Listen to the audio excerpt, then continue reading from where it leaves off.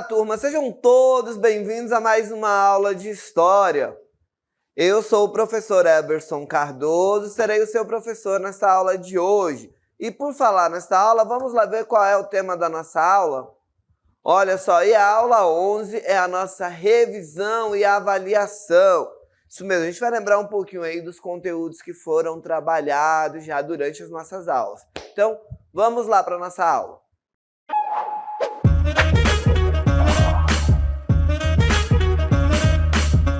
É isso aí, turminha. A gente vai falar aí um pouquinho sobre o assunto que nós já discutimos nas nossas aulas. Vamos falar aí sobre o trabalho do historiador, a perspectiva em relação aos tipos de fonte histórica, como o historiador ali, o professor, o historiador, ele vai investigar, ele vai estudar, ele vai conhecer e desvendar o passado. É isso que nós vamos abordar na nossa aula de hoje. E para começar, a gente traz aí a nossa primeira cartela que diz o seguinte, ó, o trabalho do historiador. O trabalho do historiador consiste em explorar o passado com base em questionamentos e incertezas que surgem no presente. Olha só, como os detetives do passado conseguem descobrir o que aconteceu antigamente, né? Como é que esses detetives do passado conseguem descobrir aí o que aconteceu antigamente? Detetives do passado, nós vamos chamar aí os historiadores, né, de detetives do passado, aqueles que vão investigar ali o que aconteceu há muito tempo atrás. Olha só, se pensarmos nisso, veremos que as pessoas, ao longo de suas vidas, deixam pistas do que fizeram e pensaram. É como se deixasse um mapa secreto para nos ajudar a entender como era antes. Olha só, voltando aqui para mim, a gente vai ver o seguinte, então, como é que os historiadores fazem para investigar, para desvendar o passado? Nós sabemos que a gente sempre, ao longo da nossa vida, vai deixando ali vestígios, deixando restos de coisas que a gente consome, embalagens, a gente escreve alguma coisa, deixa uma carta, tira uma foto. Ao longo da nossa vida, nós vamos produzindo materiais que vão ficando, querendo ou não, para o futuro. Então, cabe ao historiador montar este quebra-cabeça do passado quando ele começa a juntar essas peças, começa a juntar esses resquícios daquilo que outros povos foram deixando ao longo do caminho. Quando um historiador, por exemplo, vai investigar uma determinada comunidade indígena de uma determinada região do Amazonas, o que ele faz? Ele chega naquela área ali onde possivelmente aquele povo ocupava e ele começa a investigar, começa a fazer escavação, começa a analisar o que tem ali debaixo da terra, começa a observar o tipo de planta que tem naquela região, porque tudo isso é resquício de alguém ou de uma comunidade que viveu naquela região que está sendo investigada, que está sendo observada. E aí, através de utensílios que foram deixados para trás, o historiador consegue analisar qual era a forma que as pessoas se alimentavam, como eles armazenavam os produtos, né, seus grãos, suas raízes, qual era o tipo de alimentação, através de ferramentas de caça que são encontradas enterradas naquele espaço, que nós vamos chamar ali, que os historiadores chamam, os arqueólogos chamam de sítio arqueológico, naquela região, a gente acha essas heranças do passado. Então, o historiador, esse investigador do passado, ele tem que procurar estes resquícios e, através disso, ele consegue ir contando e construindo a história de uma comunidade, de um povo, enfim. É assim que nós começamos a montar, a construir aí a história, é assim que o historiador começa a escrever a história. Porque as fontes, galerinha, são algo que sempre produzimos, sempre foi produzido ao longo do tempo. O homem, de maneira intencional ou não, sempre acabou deixando ali resquícios de fontes históricas, sempre foi produzindo fontes históricas que iriam facilitar para que a gente entendesse ali um pouco daquele contexto em que ele estava inserido. Olha só, as pessoas hoje, né, tiram fotos, escrevem cartas, leem livros, ouvem músicas, criam objetos, pintam telas, constroem edifícios, fazem muitas coisas que podem durar por milhares de anos. Algumas dessas coisas já eram feitas antigamente, né? As pessoas já há algum tempo atrás já tiravam fotos, outros registravam através de livros, outros acabavam produzindo alguns produtos que ficaram aí para nós entendermos um pouco mais através desse material encontrado, para que nós possamos entender um pouco mais como era a vida de determinado grupo que nós estudamos, ou que nós escrevemos ou conhecemos. Esse material, eles então são essas fontes históricas que nós temos para analisar e construir. São essas fontes, herança desses prédios, de pinturas, de documentos oficiais, de fotos, que o historiador ele utiliza para investigar e conhecer o passado. É assim que nós conhecemos um pouco mais sobre o passado. É através dos jornais, das fotografias. Nas fotografias eu consigo entender como as pessoas se vestiam, como as pessoas se comportavam. Através de documentos oficiais eu consigo entender a questão econômica, como era a questão econômica, a vida econômica.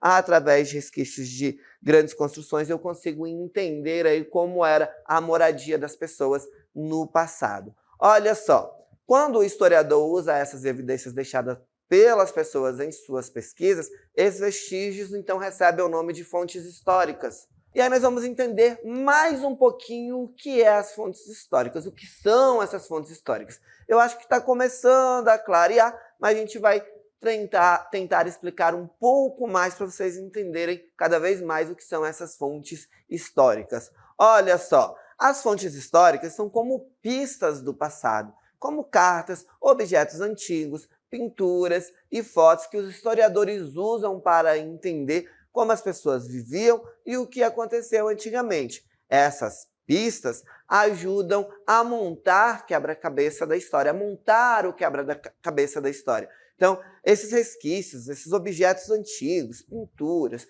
fotos, que são encontradas através de escavações, são encontradas em descobertas, em pesquisas, tudo isso acaba ajudando, colaborando para o ofício do historiador, para que ele consiga montar este quebra-cabeça da história, desvendar aí as coisas que aconteceram lá no passado. Todos esses vestígios acabam, de certo modo, contribuindo para o ofício da história. Todos eles nós vamos chamar de fontes históricas, porque são esses resquícios, essas heranças, essas pistas que dão suporte para o historiador na hora de escrever, na hora de contar a história, na hora de interpretar e tentar entender a história, entender o passado, certo? Olha só, as fontes históricas elas podem ser classificadas em dois tipos principais. Vamos ter as fontes primárias e as fontes secundárias. Olha só o que diz aqui cada uma delas. Ó. Vamos ter as fontes primárias, que são aquelas fontes diretas. São testemunhos diretos ou evidências contemporâneas dos eventos que estão sendo estudados.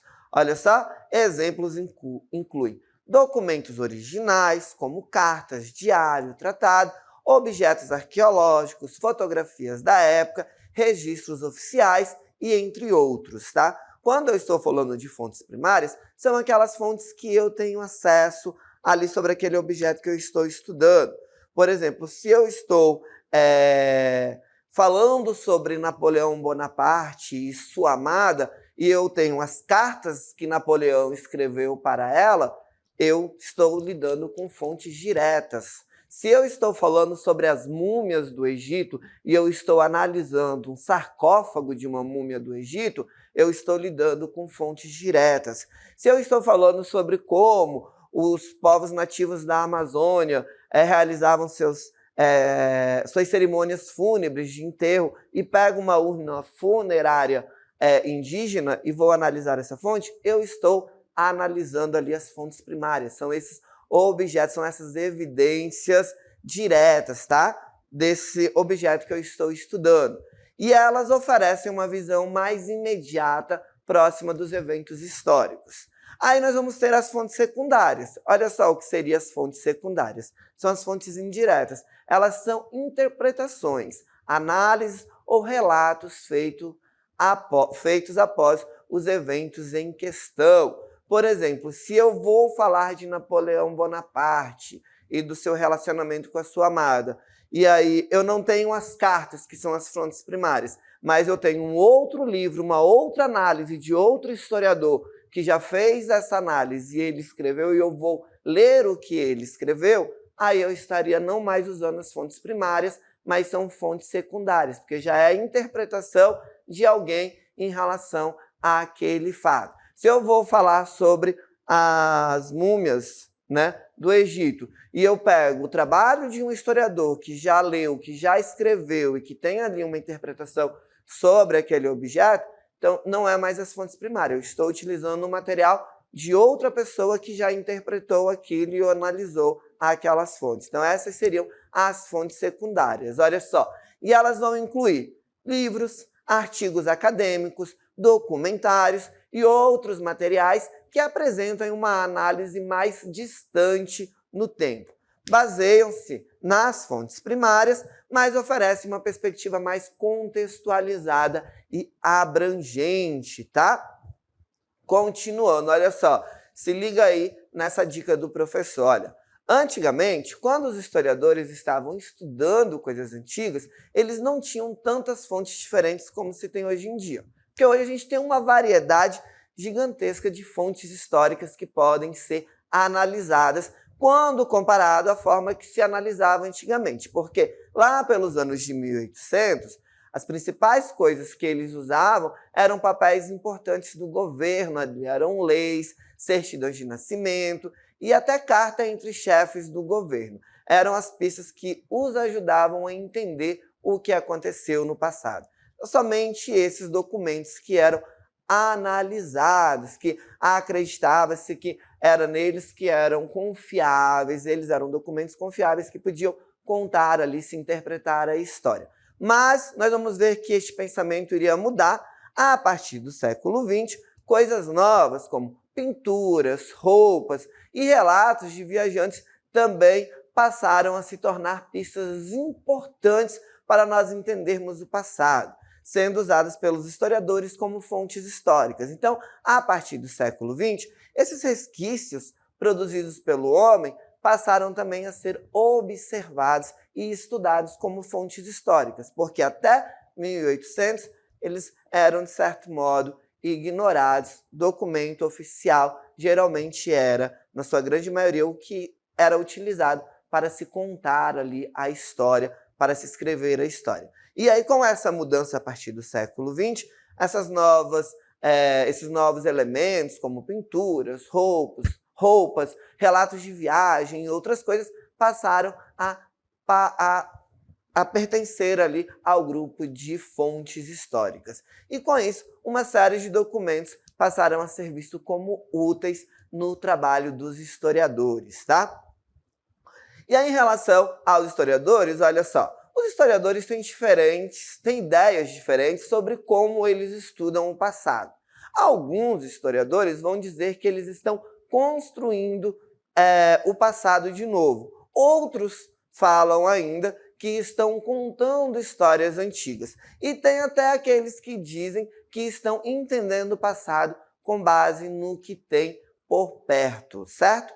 Continuando, então a gente vai ter aí essa forma dos historiadores pensarem em relação a conhecer o passado, a estudar o passado, a escrever a história e investigar o passado. A gente tem essas diferenças aí na forma do historiador de pensar, como eles dizem, né? Como alguns historiadores dizem em relação aos estudos da história, como desvendar ali, escrever a história e investigar o passado.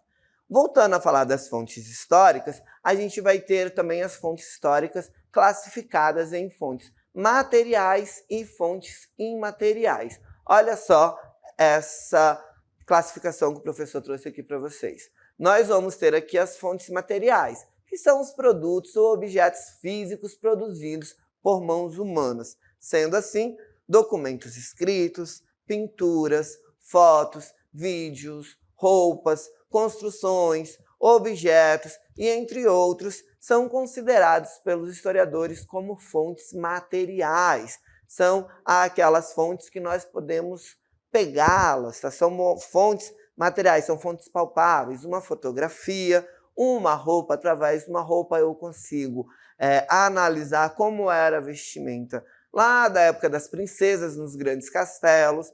Com a roupa eu consigo ter hoje uma fonte histórica para entender como as pessoas viviam ali no século XIX, como as pessoas viviam ali no século XX. Quando a gente pega uma foto antiga dos nossos pais ou dos nossos avós, a gente consegue entender ali como é que as pessoas se vestiam. Então vejam que é uma fonte histórica, e é uma fonte histórica material. Quando eu pego, por exemplo, uma pintura, um quadro, antigamente a gente tinha quadros que as famílias usavam para decorar as casas, então a gente consegue entender muita coisa quando a gente utiliza essas fontes, que são fontes históricas materiais, são fontes materiais, são fontes que são palpáveis, um documento, uma certidão de nascimento, a sua certidão de nascimento, a sua identidade, são documentos, são fontes históricas materiais, que são fontes palpáveis. Mas nós também vamos ter as fontes imateriais,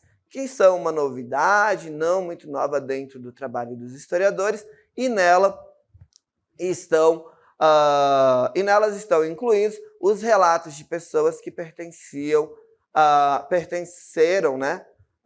presenciaram aí determinados acontecimentos, assim como lendas e histórias populares transmitidas por oralidades. As fontes imateriais são aquelas fontes em que eu não posso pegá-la, são aquelas fontes que são transmitidas principalmente através da oralidade. Nós temos aí como exemplos de fontes imateriais uma música cantada. A letra da música ela é uma fonte material, né? A escrita da música, ali, a música escrita. Mas a música cantada, talvez, nem sempre ela pode ser...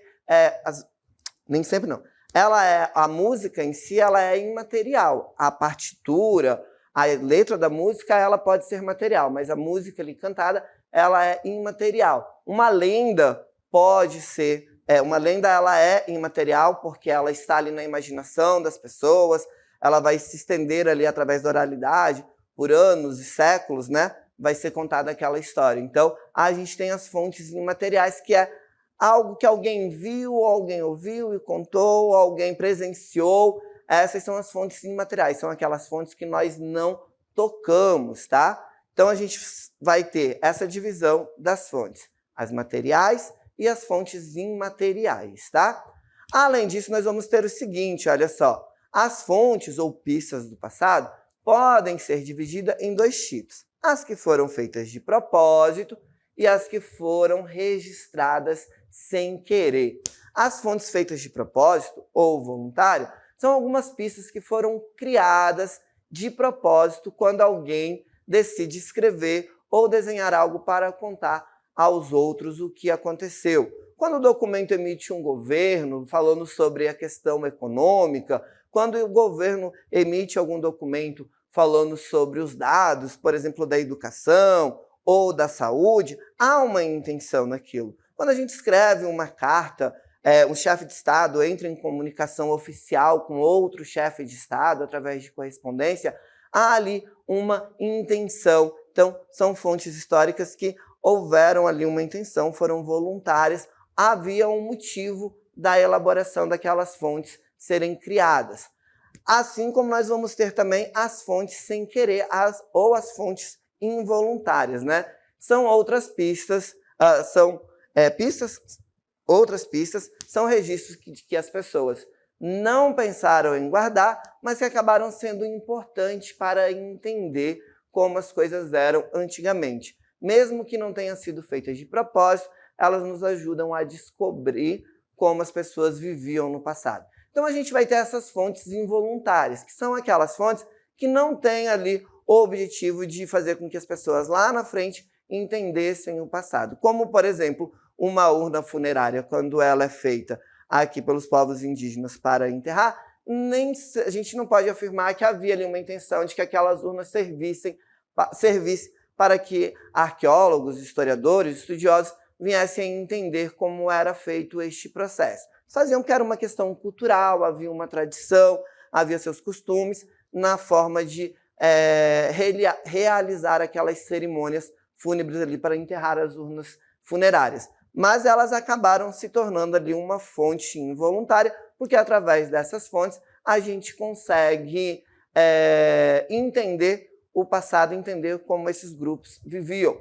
Como, por exemplo, quando a gente está fazendo escavação ou investigando uma determinada área e a gente encontra ali utensílios domésticos que foram abandonados, pedaços de cerâmicas que mostram como eram as vasilhas utilizadas pelas pessoas para o armazenamento de água, de grãos, enfim, dos seus alimentos, a gente tem ali fontes que vão servir como fonte histórica, mas que não tinha ali uma intenção de estarem ali para servir como fonte histórica. Elas foram fontes históricas involuntárias, produzidas pelas pessoas sem que houvesse essa intenção de que lá no futuro viessem a investigar ou a entender como as pessoas comiam, como as pessoas caçavam, como as pessoas se alimentavam, como as pessoas se organizavam. A vestimenta das pessoas também serve como um exemplo aí de fontes involuntárias que a gente consegue, através da análise dessas roupas, entender o passado, mas que não existia ali, de certo modo, um objetivo de que essas roupas, essas vestimentas, elas vão servir para que as pessoas entendam como a gente se vestia naquele período, naquele tempo. Então, existem as fontes voluntárias, aquelas que têm objetivo de servirem como fontes, e outras fontes involuntárias que não têm esse mesmo objetivo, mas que acabam se tornando fontes importantes para a gente conhecer. Por exemplo, um outro exemplo, quando a gente entra no órgão público, a gente tem uma fotografia, geralmente do chefe de Estado daquele momento. Ali, aquela foto tem um porquê, está ali para representar, é uma fonte histórica que vai servir lá na frente para a gente entender aquele contexto. Mas às vezes quando a gente faz uma foto em casa, ou a gente pega uma foto de algum momento divertido, aquela fonte não tinha como objetivo para que fosse estudado lá no futuro como a gente se divertia. Mas ela vai acabar servindo para que nós possamos entender aquele passado, aquele momento, aquele tempo histórico que está sendo analisado. Então percebam que existem fontes históricas que são voluntárias e as involuntárias, tá? Além disso, nós vamos ter outras pistas. Olha, as pistas antigas que chamamos de fontes históricas, elas podem ser separadas em 4 grupos. Os documentos textuais, que são todos os papéis que têm alguma coisa escrita, como cartas, leis, livros, histórias de viagem e até notícias em jornais. Esses são os documentos textuais e é assim que nós chamamos o grupo onde esses documentos de qual esses documentos fazem parte. Tá? Esses documentos que têm coisas escritas, como cartas, leis, livros, histórias de viagem e até notícias em jornais. Aí nós vamos ter, dentro desses 4 grupos, os vestígios arqueológicos também, que são os vestígios arqueológicos e fontes de cultura material. São os objetos velhinhos que os arqueólogos encontram cavando na terra como tesouros escondidos, como resquícios de utensílios utilizados pelos povos indígenas aqui na Amazônia, como antigo material utilizado para a caça por antigos povos em alguns sítios arqueológicos. Então, esses vestígios arqueológicos e fontes de cultura material são esses objetos velhinhos que os arqueólogos encontram cavando aí na terra, tá? Vamos ter também as representações pictóricas, que são coisas que têm desenhos ou fotos, como murais nas paredes, pinturas bonitas, fotos antigas e até alguns desenhos engraçados. Essas são as representações pictóricas, tá? E dentro dessa classificação ainda dos 4 tipos de fontes que nós vamos ter aí os registros orais, que são as histórias que as pessoas contam, como quando seus avós contam sobre coisas que aconteceram quando eram jovens. Essas histórias são como lembranças que passam de uma pessoa para a outra. Então a gente tem aí também este grupo que vai concentrar aí esses tipos de fontes históricas, tá? Cada uma com as suas características. E vejam que todas elas são para nós entendermos ali e investigar o passado.